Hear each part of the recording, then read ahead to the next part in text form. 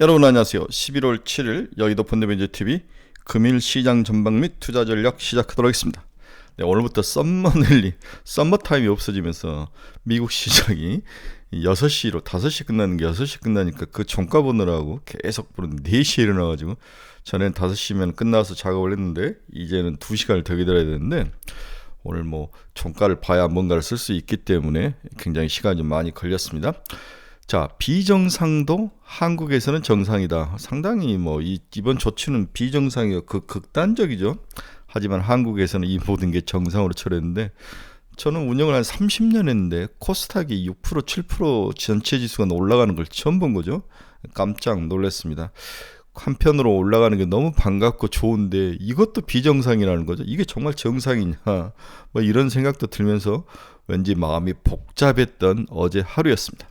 특히 어제는 이제 우리가 많이 가지고 있지 않는 2차 전지 같은 것을 가지고 있지 않았을 때 그 소외감과 박탈감은 대단하죠. 네, 가지고 계신 분들은 축하를 드리고 문제는 이제 약효가 언제까지 갈 것이냐, 이게 이제 정말 중요한 키 포인트입니다. 미국이 하락했을 때 우리가 어떤 모습으로 나오느냐. 근데 다행히 오늘 미국이 살짝 강보합으로 상승해서 끝났기 때문에 오늘까지도 어제의 분위기는 이어질 가능성이 있는데 이 약효가 과연 언제까지 갈 것이냐, 이게 이제 모든 사람들의 핵심이죠. 과연 이걸 누가 어떻게 예측할지 이 싸움이 11월 한가운데 추위가 들어오는 이 겨울 한가운데 뜨겁게 전국을 지금 달궈 놓는 핫 이슈로 되어 있습니다. 공매도 금지의 약효는 언제까지인가, 이 부분이 굉장히 중요한데 저는 결론적으로 이번 주까지는 들고 가야 된다. 그래서 중요한 9일인가 아마 이제 미국 CPI가 발표가 될 것 같은데 이 CPI 기점으로 해서 더 추가로 올라가던 뭔가 열기가 좀 식히던 그렇게 되는 어떤 분수령이 되지 않을까, 그런 생각이 듭니다. 일단 미국이 지속적으로 상승해 간다면 우리나라도 크게 밀릴 가능성은 없다. 다만 미국이 하락했을 때 어떻게 반응하느냐, 이 부분이 굉장히 중요한데 저는 돈 벌 수 있는 기회라고 생각하고 터지더라도 존버를 해서 올해 하반기에 터졌던 것들을 복구하는 그러한 승부처라고 생각하고 배에 힘 꽉 주고 견뎌야 된다, 이렇게 결론을 내보고 싶네요. 네, 금일 시장 전망 및 투자 전략 시작하도록 하겠습니다. 구독, 좋아요 많이 눌러주십시오. 네, 금일 시장 추이를 봅시다. 다우는 거의 제로 1.12, 네, 나스닥은 0.09, S&P 500 0.05%, 다우는 1.12% 올라서 거의 0% 올랐다는 뜻이죠. 네, 상승했다가 막판에 이제 금리가 크게 오르면서 하락했다가 종가에 다시 돌려놓는 그러한 모습이 오늘 3대 시장에 나타난 공통적인 특징입니다. 어제 우리나라 수급을 한번 봅시다. 외국인이 코스닥에서는 7천억을 샀고 코스피는 7천억을 샀고 코스닥은 4,800억을 산 거죠. 이 모두 다 전부 제가 봐서는 뭐랄까 공매도에 대해서 환매수 금액이라고 봐야 될 것 같은데 오늘도 이러한 금액이 쏟아질 수 있느냐, 이 부분이 이제 오늘 시장의 핵심 키포인트다, 이렇게 볼 수 있습니다. 오늘 새벽에 끝난 미국 시장 주요 키포인트 한번 봅시다. 미국 12월 고용 추세지수가 114.16으로 전월보다 둔화가 됐다. 고용이 확실히 살짝 꺾이는 모습은 좋은 모습이죠. 미국 독일에서 9월 제조업 수주가 전월비 0.2% 증가를 했다. 예상을 상회했다. 미 재무부 시진핑 경제책사와 9일에서 10일 양자 회담을 한다. 이런 회동 크게 지금 이제 정상회담도 어떻게 하기로 했는지 안 하기로 했는지 전혀 이제 말이 없는 거죠. 시티그룹이 1년 10% 감축을 계획하고 있다. 올가 최대 규모이다. 항상 올가가 먼저 구조조정을 하죠. 고용이라는 측면에서 뭔가 변화가 나타나기 시작했습니다. 미국 오픈AI가 GPT-4 터보라는 것을 공개를 했는데 성능은 올라가고 가격은 하락하는 이제 시장을 공략하기에 딱 좋은 형태로 바꿔서 나왔습니다. 아마존, 마이크로소프트, 알파벳, 3Q 클라우드에 420억 달러를 투자했다. 이 소식으로 엔비디아가 오늘 크게 올랐죠. 네, 크게는 아니네. 1.53%. 엔비디아가 456.92달러로 상승을 하며 마감을 했습니다. 오늘 시장에서 가장 아주 중요한 그 뉴스는 테슬라가 독일에서 우리나라 돈으로 3천만 원대 저렴한 전기차를 생산할 계획을 발표를 했죠. 이건 옛날부터 이제 가지고 있었던 이야기인데 테슬라가 독일에서 3천만 원대 저렴한 전기차 생산 계획을 발표한다. 즉 이 말은 계속 이제 가격을 다운시키는 그 과정이다. 그런데 테슬라의 주가는 크게 오르지 않고 살짝 마이너스로 끝이 났죠. 마지막 종가는 제가 못 봤는데 10분 전 종가가 219.03달러, 0.42% 하락을 하면서 마감을 했습니다. 결국 테슬라가 보는 것은 전기차로 돈을 벌겠다는 게 아닌 거죠.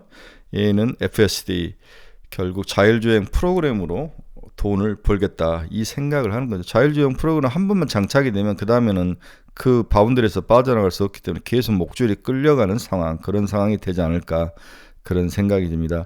결국 100억 킬로미터를 채워서 풀 FSD를 팔아먹을 수 있는 그 과정, 이게 이제 테슬라가 꿈꾸는 거죠. 전기차에서는 돈을 벌고 싶지는 않은 것 같아요.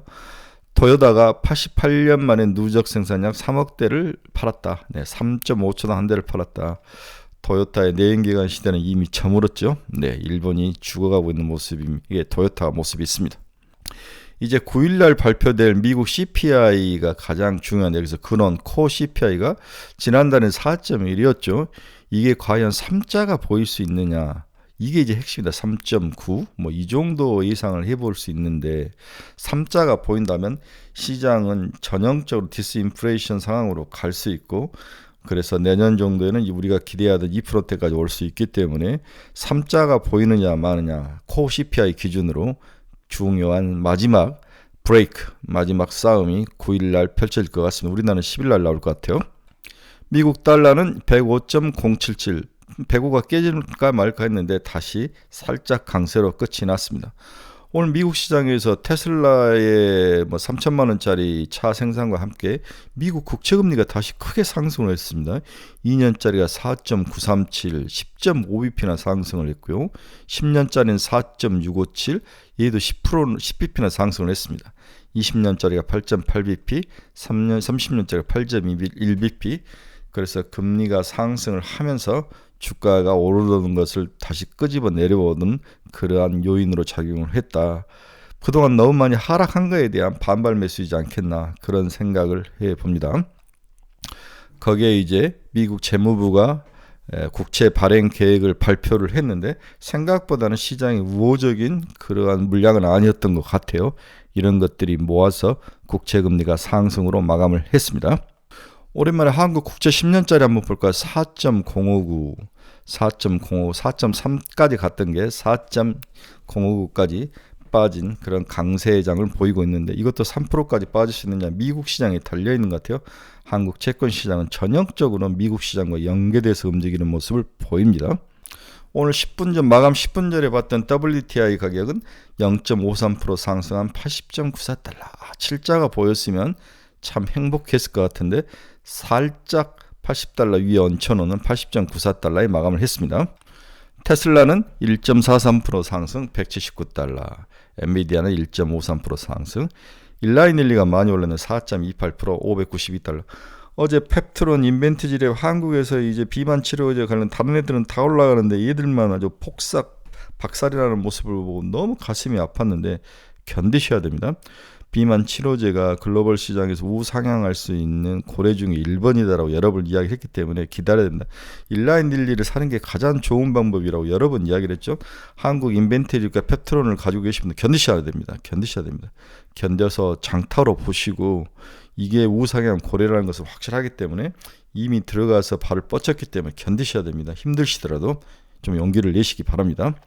TSMC는 0.15% 상승, 마이크론 테크놀리도 0.3% 상승, 메타는 0.96% 상승, 비트코인은 변화없이 34,956달러에 마감을 했습니다.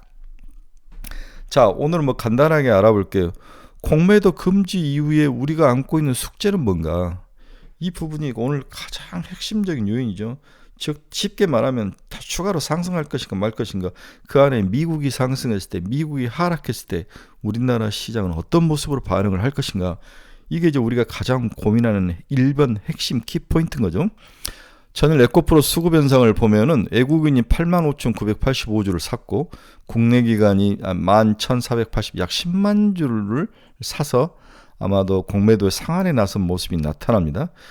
이제 공매도가 150만 주가 애들 남았는데 매일 10만 주씩 상환을 한다면 약 15일이 걸릴 것인데 이 150만 주를 다 상환하지는 않을 것 같아요. 지금 6.1%가 공매도인데 전체 발행 물량의 3% 정도는 남겨놓을 것 같아요. 어느 누구든지 이 정도는 가지고 있으니까. 그렇다면은 약 7일, 일주일 정도 안에 상환 작업이 다 이루어질 가능성이 높아 보인다. 그렇다면 에코프로는 수치적으로는 일주일 정도는 상승 트렌드를 할 것이다. 기간은 제가 이제 그렇게 예측을 하고, 문제는 가격이 어떻게 될까? 어제 상 쳤는데 오늘도 상을 칠 것이냐? 그러기에는 좀 어려움이 있지 않을까? 그런 생각을 하는데, 오늘 상 치면 110만 원, 108만 원대까지 올라오는데, 저는 110만 원, 120만 원 정도가 맥스이지 않을까? 그런 생각을 해보니까, 여러분들도 자기 나름대로의 그 자과 가이드라인을 가지고 잘 측정을 하시기 바랍니다. 저는 이제 2차전지에 대해서는 별로 그렇게 뭔가 코멘트를 할 수 있는 상황은 아닌 것 같아요. 제가 이 코멘트한 게 다 틀렸기 때문에 저는 뭐 더 이상 말을 해줄 수는 없을 것 같습니다. 그래, 어제 수급을 보면 외국인은 85,985주, 국내 기관은 11,480, 약 10만 주씩 상환을 했는데 150만 주가 남았고 그 중에 반은만 상환을 들어갈 거다. 그렇다면 일주일 정도의 기간이 걸릴 거다. 가격은 모르겠다. 120만 원 정도가 맥스이지 않을까, 그런 생각이 듭니다. 저는 한 60만 원이 깨지고 50만 원대에서 40만 원대 오면은 바닥이라고 생각을 했었는데 생각보다도 먼저 반등해서 올라가는 모습. 그래서 올라갈 때도 예측을 못했고 내려갈 때도 정확히 예측을 못했으니까 저는 진 거죠. 네, 박순혁과 선대인이 이겼다고 볼 수 있습니다.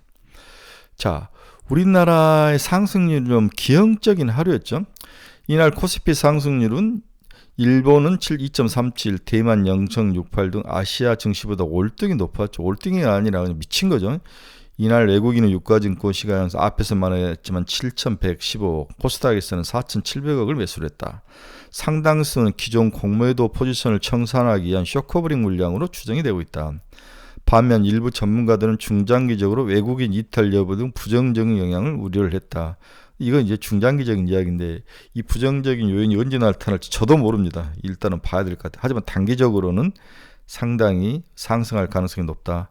어제 짐 로저스가 이제 뭐 한경 TV하고 인터뷰를 했는데 좀 위험하다, 올바르진 않다, 뭐 이런 이야기를 했는데 허나만한 소리 한 거죠.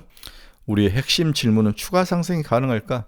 전문가들은 이 같은 쇼커버링 효과의 당분간 이어지면서 지수가 추가 상승할 거라고 예상을 하고 있다.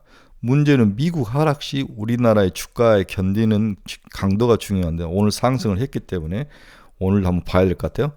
과거 공매도 전면 중단 사례 등을 고려할 때 중장기적으로 기업 실적 등 펀더멘탈을 반영해 주가가 조정될 가능성이 크다고 봐야 된다. 결국 이렇게 수급으로 올라간 것들은 시간이 좀 지나면 일주일 정도가 지나면 다시 펀더멘탈에 이렇게 수렴한다는 거죠. 에코프로와 에코프로 BM 두 종류에 걸려있는 공매도 포지션이 2조 원대다. 선물 롤오버 비용을 감안하더라도 하루빨리 쇼커버를 해야 되는 그런 상황이기 때문에 지속적으로 상승할 가능성은 높다라고 일단 단기적으로 모든 애널리스트들이 똑같이 지금 추정을 한 거죠. 그래서 저는 개인적으로 당분간 상승할 것이다. 일주일 정도. 전문가들은 연말 기간 투자가들의 풋클로징 효과와 개인 투자자들의 추정 매수까지 더해지면서 2차 전지 등 공매도 비중이 컸던 종목을 중심으로 상승세가 당분간 이어질 것으로 분석을 하고 있다. 공매도 금지의 부작용이 나타나더라도 이를 체감하기까지는 시간이 소요될 것이다. 이 부분이 굉장히 중요한 키포인트죠. 공매도 금지 부작용이 충분히 예상이 되지만 이를 체감하기까지는 시간이 필요하다. 공매도 상위 종목을 중심으로 단기 상승이 지속적으로 이어질 것이 예상이 되고 있다. 쫓아가야죠. 이미 어제 쫓아갔어야 했죠. 또한 이제 우리가 한번 또 생각을 해봐야 될 게 지난번 세 차례의 공매도가 있죠. 2008년, 그다음에 2009년, 2011년, 2021년 네 번의 공매도 기간이 있었는데 전부 다 오래 가지는 않더라. 소멸되면 다시 펀드멘탈로 주가가 돌아오더라. 네. 이렇게 예상이 됐으니까 한번 잘 생각을 하셔야 됩니다. 네. 2008년 공매도일 때는 1개월 뒤에 23%가 하락을 했고 2021년 공매도 금지 때는 보합세, 2020년에는 5% 상승에 그쳤고 시간이 지날수록 글로벌 시장 환경과 기업 실적 등이 더 큰 영향을 미치며 공매도 금지의 긍정적인 효과를 갉아먹더라. 좀 길게 보면 그렇다는 거죠. 근데 지금도 그때와는 시기 또 뭐가 다른 면들이 너무 많기 때문에 이번에는 또 연말 그동안 많이 터져 있어서 수급이 비어 있고 이런 종류들 이러한 그 다른 점들이 훨씬 과거 4차례보다는 강하게 주가 상승으로 반응할 가능성이 높아 보입니다. 긍정적인 스탠스로 적극 참여를 하셔야 됩니다. 그렇지 않으면 굉장히 소외감에 여러분들 미칠 거예요. 이제 외국인들이 2차 전지를 어떻게 보느냐, 이 부분이 가장 큰 싸움인데 저도 모르겠습니다. 자, 결론적으로 오늘 무엇을 사야 하느냐? 이벤트 통과 이후 시장의 이목은 펀더멘탈 개선과 밸류에이션 메리트에 주목할 것이다. 시장의 투자 심리와 수급도 이를 기준으로 이동할 가능성이 높다. 실적 기대감과 고금리가 유지되는 환경에서 유리한 대형 반도체 업종이 일단 1번이다. 2차 전지는 이제부터 제가 봐서는 눈치 게임이라는 것은 개인적으로 진입에 대한 비추이나 이 세상 어느 누구도 장담할 수 없기 때문에 여러분의 개인적인 판단에 맡긴다. 올 연말 그리고 내년에 대한 기대감을 고려할 때 가장 안전한 투자처는 개인적으로 로봇을 본다. 레인보우 로보티스, SPG, 뉴로메카 등 지속 가지고 가기를 추천한다. HBM 발 반도체도 내년 초까지 지속 상승이 전망돼 존버 전략이 필요하다. 제약바이오는 개별 종목 특성이 워낙 강해 쿡 집어 추천할 수 없으나 의료 AI는 지속적으로 상승할 것이다. JRK, 루니, 뷰노 등 지속적으로 상승이 전망된다. 뭐 이 정도로 오늘은 마무리를 쳐야 될 것 같아요. 굉장히 궁금합니다. 어제 상승이 과연 오늘도 이어질 것인지 얼마나 이어질 것인지 한번 보는 그러한 재미가 있을 것 같아요. 타짜에서 마지막 두 장 보기를 보는 그 쪼는 그 기분 이번 주 내내 이런 즐거움, 심장이 쫄깃쫄깃해지는 그런 즐거움이 있을 것 같습니다. 자, 여러분 여기서 투자의 방향성을 잃어보신 분들 저희 카페로 오십시오. 저희 카페 분들은 이번에 많이 터지진 않죠. 제가 하도 로봇, 2차 전지, 로봇 반도체 이런 쪽으로 계속 밀고 갔기 때문에 2차 전지는 그렇게 많이 뭐 추천도 하지 않았는데 일단 그 부분에 대해서는 제가 사과를 드리고 반대로 로봇이나 HBM 관련 종목들이 좀 많이 오르고 의료 AI 이 세 개는 제가 계속적으로 지속적으로 추천을 했기 때문에 연말까지 내년 초까지 승부를 내야 될 것 같아요.